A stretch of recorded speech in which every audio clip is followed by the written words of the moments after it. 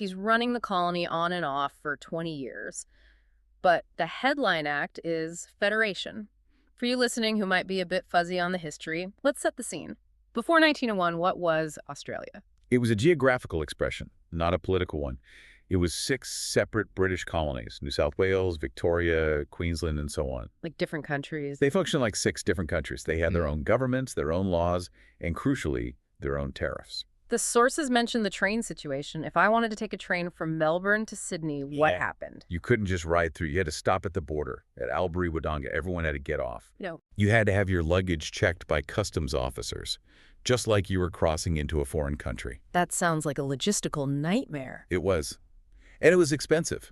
If you were a business trying to sell goods across the border, you were getting hit with tariffs. Plus, the military situation was a joke. Right. You had these disorganized volunteer militias relying on the British Navy to save them if anything went wrong. Parks looked at this fragmented mess and saw that it wasn't sustainable. So, 1889, the Tenor-Field oration. This is the moment in the movie where the music swells. Parks is an old man now, but he travels to this country town, stands in the School of Arts, and delivers the speech that lights the fuse. And he uses this incredibly powerful metaphor. Yes. He talks about the crimson thread of kinship. The crimson thread. It's very poetic. But let's double-click on that. What did he actually mean? He was arguing that despite the annoying border checks and the tariffs, all the colonists were united by blood, by British heritage. He said, "We are one people, one destiny."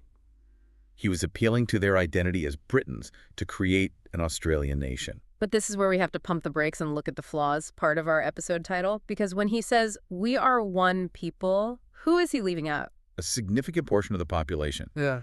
The crimson thread was explicitly white and explicitly British. Right. It completely ignored Indigenous Australians. They were here for 60,000 years, but they weren't part of Parks's kinship. Yeah. They weren't consulted on Federation at all. And the Constitution that came out of it. It barely mentioned them, except to exclude them from the census. And it wasn't just an oversight, was it? The sources point out that Parks was quite vocal about who he wanted to keep out. Yes, this is a crucial part of the historical record.